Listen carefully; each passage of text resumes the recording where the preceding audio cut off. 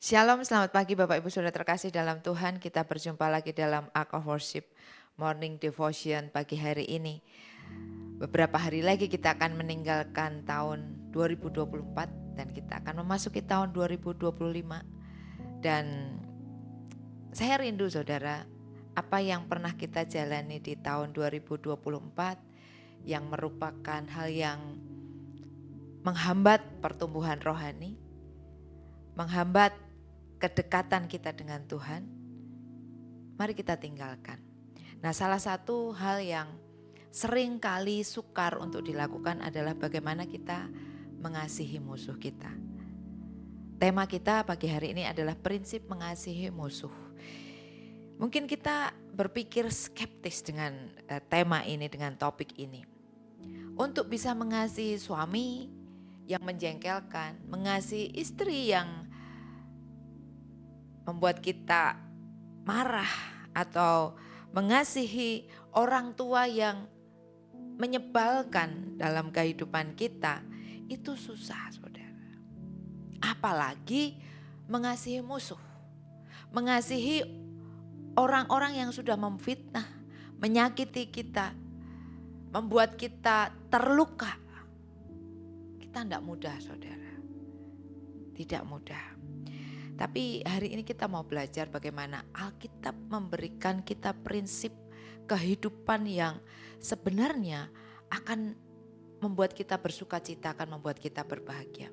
Nah, sebelum kita menikmati firman Tuhan hari ini, saya mau ajak saudara untuk merendahkan hati kita, membuka hati kita, sehingga ketika firman Tuhan berbicara, kita boleh menjadi pribadi-pribadi yang berkata, ya Tuhan, aku mau mengerti, aku mau melakukan apa yang firman-Mu ajarkan. Mari kita berdoa.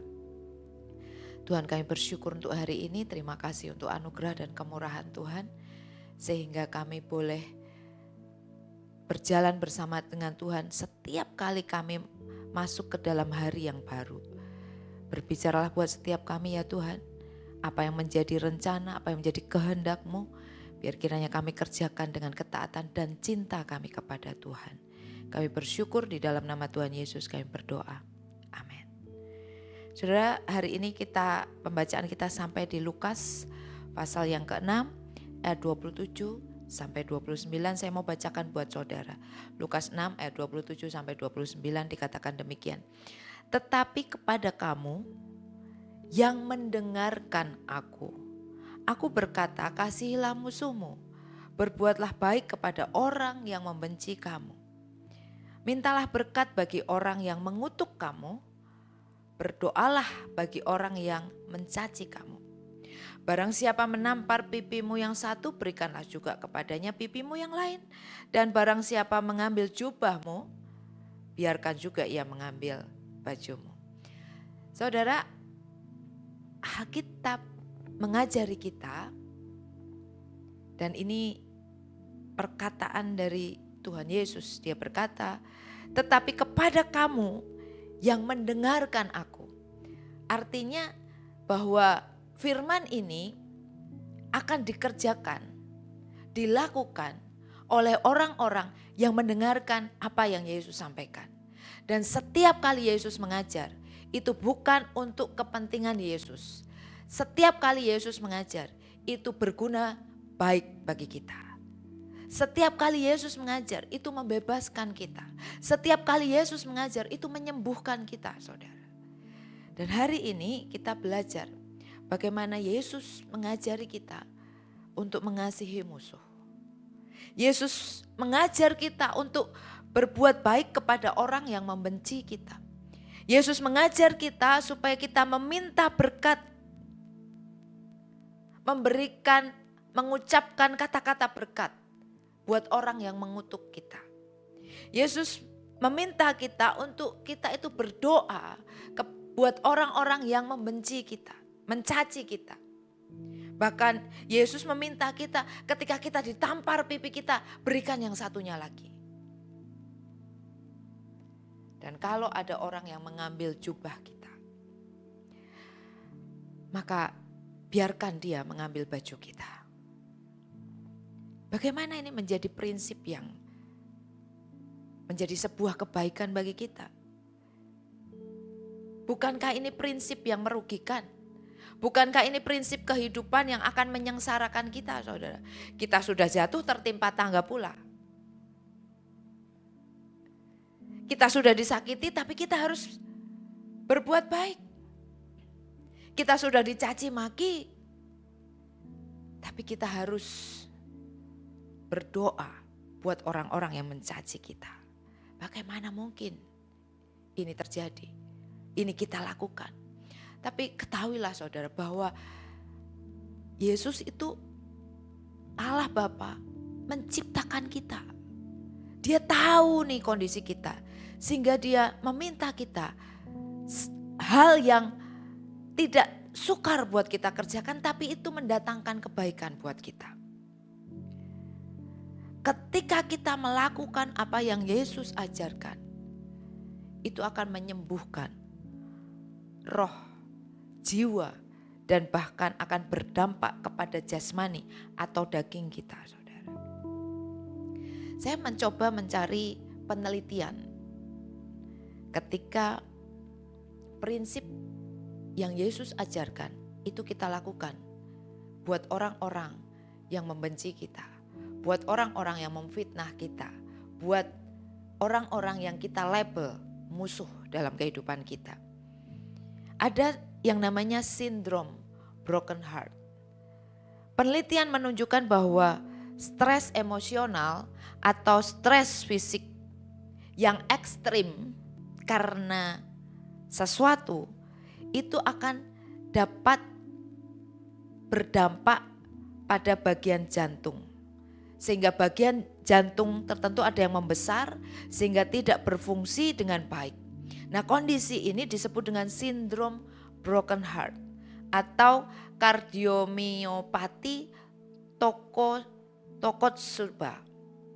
Sindrom ini sering disalahartikan sebagai serangan jantung karena memiliki gejala yang serupa. Saudara, ini yang terjadi. Kalau kita ini stres emosional, stres secara fisik ekstrim terjadi dalam kehidupan kita, maka ini akan menyebabkan fungsi jantung kita terganggu dan kita berpikir bahwa itu penyakit jantung. Oh, itu kelainan bawaan. Bukan, saudara. Bisa jadi, dan ini penelitian, ini terjadi karena saudara stres ekstrim. Saudara baik secara pikiran, baik secara fisik saudara. Nah, ketika saudara membenci seseorang, ketika saudara mendengar seseorang mengutuk saudara dan itu mempengaruhi pikiran saudara, mempengaruhi fisik saudara. Kalau saudara tidak rilis dengan cara yang elegan seperti yang Alkitab ajarkan, itu akan memberikan sebuah penyakit yang baru dalam hidup saudara yang disebut dengan sindrom broken heart. Fungsi jantung saudara tidak berjalan dengan baik. Saudara, rasa sakit emosional, penelitian menunjukkan bahwa otak kita mencatat rasa sakit emosional akibat patah hati, akibat stres, itu otak menerimanya seperti rasa sakit fisik kita, saudara. Jadi ketika saudara mencatat rasa sakit secara emosional, hati saudara sakit karena saudara terluka. Pikiran saudara sakit karena saudara emosi. Nah, otak kita itu menerima sinyal yang sama dengan ketika mungkin gigi saudara sakit, mungkin perut saudara sakit, mungkin fisik saudara sakit. Nah, itu yang terjadi, saudara. Kalau kita itu emosi kita atau secara emosional kita menunjukkan rasa sakit, pikiran kita sakit, hati kita sakit, itu otak menerima sinyal yang sama dengan sakit secara fisik. Kemudian saudara, penelitian juga menunjukkan bahwa patah hati dapat memicu depresi dan kecemasan, terutama jika hubungan tersebut adalah hubungan yang spesial. Patah hati dapat menyebabkan gangguan stres pasca trauma PTSD. Jika disebabkan oleh pengalaman yang traumatis, itu sebabnya. Mungkin kita berpikir kok bisa ya putus cinta aja menyebabkan orang bunuh diri. Ya ini yang terjadi saudara, depresi. Karena itu sebuah hubungan yang spesial saudara. Nah Tuhan tahu kondisi daging kita, Tuhan tahu fisik kita saudara. Sehingga ketika kita dibenci, ketika kita difitnah, ketika kita dikutuk, ketika kita disakiti, jangan fokus kepada apa yang orang lain lakukan kepada kita. Tapi fokuslah apa yang seharusnya saya kerjakan supaya saya sembuh. Nah Alkitab mengajari kita supaya ketika kita disakiti, kita itu berbuat baik. Ketika kita terluka, kita mengampuni. Ketika kita dicaci maki, maka kita berdoa. Perbuatan-perbuatan seperti itu yang akan menyembuhkan kita saudara. Dan ketika Yesus mengajari ini, itu bukan merugikan kita, tapi itu membuat kita sembuh. Ini prinsip mengasihi musuh saudara. Ini prinsip mengampuni musuh kita saudara. Yang Yesus ajarkan buat kita. Karena ketika kita melakukan kebaikan, ketika kita melakukan pengampunan, ketika kita berdoa untuk orang-orang yang mencaci kita, saudara, itu akan membuat kita berbahagia. Itu akan membuat tubuh kita menghasilkan hormon dopamin dan oksitosin sehingga kita merasa baik. Nah, hormon dopamin, oksitosin ini adalah hormon yang dihasilkan ketika orang jatuh cinta. Saudara, ketika saudara jatuh cinta, apakah pikiran saudara adalah menyakiti orang yang saudara cintai? Enggak, saudara. Ketika saudara jatuh cinta, maka pikiran saudara adalah bagaimana aku menyenangkan orang itu. Bagaimana aku bisa memberi yang terbaik untuk orang itu. Bahkan sekalipun kondisi hujan, sekalipun saudara tidak punya uang, saudara akan berupaya berbagai macam cara supaya orang yang saudara cintai itu bahagia. Nah ketika saudara bisa melakukan itu saudara, ketika saudara jatuh cinta, maka hormon dopamin, oksitosin itu dihasilkan dalam tubuh saudara. Ketika saudara berbuat baik, saudara memikirkan yang baik untuk orang yang memusuhi saudara atau orang yang saudara label dengan musuh. Ketika saudara mendoakan orang yang mencaci saudara dan saudara merasa damai sejahtera, saudara bersuka cita, itu akan menghasilkan hormon dopamin. Seperti hormon yang dihasilkan ketika orang jatuh cinta. Dan kalau ini terjadi, saudara akan menikmati hari saudara. Betapa luar biasanya Alkitab mengajari ini buat kita saudara.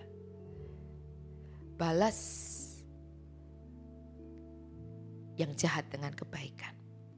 Doakan orang yang mencaci saudara. Berkati orang yang membenci saudara. Maka itu akan menyembuhkan saudara. Firman Tuhan di dalam Amsal pasal 11 ayat 17 sebagai ayat menutup. Amsal 11 ayat 17 dikatakan demikian. Orang yang murah hati berbuat baik kepada diri sendiri. Tetapi orang yang kejam menyiksa badannya sendiri. Saudara, ketika saudara membalas yang jahat kepada musuh saudara. Saudara membalas kutuk kepada orang yang mengutuk saudara. Saudara membalas caci maki dengan orang yang mencaci saudara. Maka itu akan menyiksa badan saudara. Penyakit-penyakit akan bermunculan. Karena ketika saudara sakit hati, otak kita menerima sinyal yang sama ketika badan saudara sakit. Dan saudara tidak akan pernah sembuh. Alkitab mengajari kita untuk kita bisa memiliki prinsip untuk mengasihi musuh kita. Dunia berkata tidak mudah dan itu yang mempengaruhi pikiran kita. Tapi kalau Alkitab mencatat, menulis, berarti ini hal yang bisa kita lakukan dan itu akan mendatangkan kebaikan. Saya berdoa saudara, hari ini kita diingatkan untuk kita punya prinsip mengasihi musuh. Dan saya berdoa hilangkan kata-kata musuh dalam mulut kita. Tinggalkan perkataan itu di tahun 2024. Siapapun yang menyakiti kita, mari kita kasihi, kita cintai. Ambil komitmen untuk tahun 2025, saudara berbuat baik buat orang-orang yang mencaci saudara. Saudara berbuat baik buat orang-orang yang memfitnah saudara. Sampai kapan, Bu? Sampai Tuhan berkata, Roh Kudus mengingatkan kita, selesai nak. Udah selesai. Tapi selama saudara masih bisa berbuat baik, lakukan. Bukan untuk kepentingan Yesus, bukan untuk kepentingan saya yang hari ini mengingatkan saudara, no. Tapi untuk kepentingan saudara sendiri, supaya saudara sembuh, supaya saudara diberkati Tuhan, supaya saudara menikmati keajaiban-keajaiban. Karena firman Tuhan katakan, orang yang murah hati ini artinya murah hati dalam mengampuni, murah hati dalam berbuat baik, murah hati dalam mengasihi. Ya seperti kalau kita baca Lukas pasal 6 ini, sampai selesai satu perikop, maka di akhir dari perikop itu dikatakan, hendaklah engkau murah hati seperti Bapamu murah hati. Dan orang yang murah hati berbuat baik kepada dirinya sendiri. Saya berdoa, saudara, yuk kita sembuh. Yuk tahun 2025 kita menjadi pribadi-pribadi yang berbeda. Karena kita menjadi orang yang murah hati seperti Bapa kita yang murah hati. Amin. Tundukkan kepala, mari kita berdoa. Tuhan, terima kasih untuk hari ini. Kami bersyukur Engkau mengingatkan kami kembali untuk kami menjadi anak-anak Tuhan yang boleh mengasihi orang-orang yang melukai hati kami. Kami tahu tidak mudah Tuhan, tapi ketika Engkau bersama dengan kami, ketika Engkau menjamah hati kami, maka kami dimampukan untuk melakukannya. Dan kami percaya apa yang kami lakukan adalah untuk kebaikan buat diri kami, dan kami boleh mempermuliakan nama Tuhan. Terima kasih Tuhan, kami mau serahkan sepanjang hari ini ke dalam tangan-Mu. Biar kiranya weekend ini kami boleh berkumpul bersama dengan keluarga, kami boleh menikmati hari bersama dengan keluarga. Kau memberkati latihan kami hari ini untuk mempersiapkan Natal. Biar kiranya semua latihan yang dikerjakan diberkati oleh Tuhan. Dan besok menjadi hari di mana kami boleh bersuka cita, merayakan kebaikan Tuhan. Karena Yesus sudah hadir di dalam hati kami. Yesus sudah menjadi Tuhan dan Juru Selamat dalam kehidupan kami. Supaya kami dimenangkan, supaya kami dimerdekakan, diselamatkan. Dan kami boleh menjadi orang-orang yang mempermuliakan nama Tuhan. Terima kasih Tuhan, kami bersyukur. Berkati semua jemaat-Mu yang hari ini mengikuti Ark of Worship Morning Devotion, dimanapun mereka berada, yang mengalami kelemahan tubuh, yang tetap harus bekerja hari ini, yang melakukan perjalanan menuju ke mungkin kampung halaman mereka, atau mereka menikmati liburan bersama dengan keluarga. Tuhan Kau yang menyertai dan memberkati. Kami bersyukur di dalam nama Tuhan Yesus kami berdoa. Tuhan memberkati Engkau dan melindungi Engkau. Tuhan menyinari Engkau dengan wajahnya dan memberi Engkau kasih karunia. Tuhan menghadapkan wajahnya kepadamu dan memberi Engkau damai sejahtera. Kau diangkat naik dan bukan turun, jadi kepala dan bukan jadi ekor. Apapun yang dikerjakan oleh tangan-Mu Tuhan buat berhasil, dan penyertaannya kekal sempurna mulai saat ini sampai Maranatha Tuhan kita Yesus Kristus datang yang kedua kalinya. Amin. Terima kasih sudah bergabung dalam Ark of Worship Morning Devotion pagi hari ini. Jangan lupa besok hari Minggu tanggal 22 Desember 2024 jam 5 sore. Saya mengundang saudara untuk hadir di Ark of Worship. Kita sama-sama merayakan kelahiran Yesus. Ada puji-pujian yang sangat luar biasa yang sudah dipersiapkan oleh anak-anak kita, anak-anak muda. Saya sangat terharu. Mereka berlatih dengan antusias saudara. Anak-anak muda biasanya di usia remaja suaranya gak stabil saudara. Tapi mereka berlatih dengan sangat luar biasa. Hati mereka luar biasa untuk melayani Tuhan. Jadi ketika mereka latihan saudara, satu sisi saya agak tertawa dengan suara mereka. Tapi mereka berlatih dan makin hari makin bagus saudara. Hati saya sangat terharu. Saya benar-benar, saya berkata Tuhan thank you buat mereka. Mereka serius dengan Engkau. Mereka serius merayakan kelahiran-Mu. Dan saya undang saudara, jangan ketinggalan, ajak keluarga saudara, ajak tetangga saudara, ajak kenalan saudara. Siapapun nama yang saudara ingat, undang mereka untuk hadir di tempat ini di Ark of Worship tanggal 22 Desember jam 5 sore. Mari kita sama-sama merayakan kelahiran Yesus. Selamat beraktivitas, you are blessed.